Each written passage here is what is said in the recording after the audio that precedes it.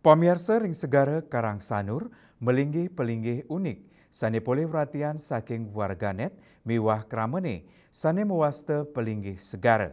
Pelinggih inucap kewangun saking Batu Kang. Sane wenten ring pesisi segara Karang Sanur Denpasar.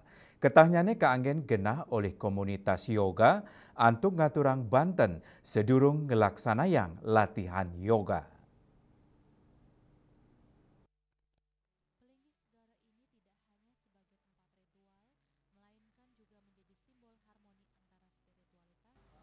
Pelinggih segara puniki nanten wantah kawigunayang pina kegenah ritual.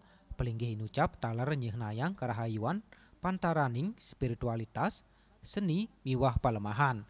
Pelinggih segara kawangun saking Batu Kang, sawetara kalih-kalih siki tengah meter. Antuk tegah kantos kalih 5 meter. Batu-batu karang membentuk presisi, struktur sakral sane nenten wantah kokoh nanging taler ngewentenin kaluihan nyane. Ring genah pelinggih inucap wenten tembok batu karang 3 kali 4 meter. Raris ring ajeng pelinggih wenten patung ulam sane pina ke Cina sane ngemit segara.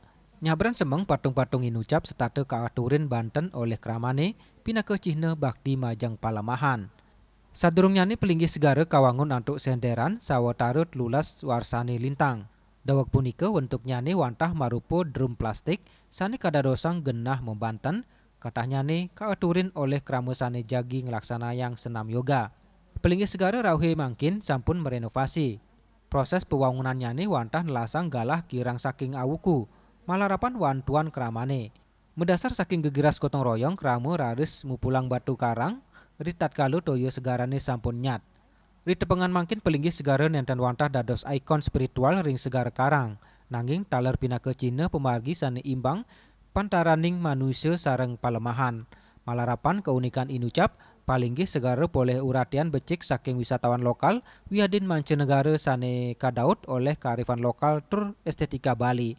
Pelinggih punika dados inspirasi indik mabuat nyane ngemit reste miwah palemahan alam Bali. Bunga Widrayani, Bali TV.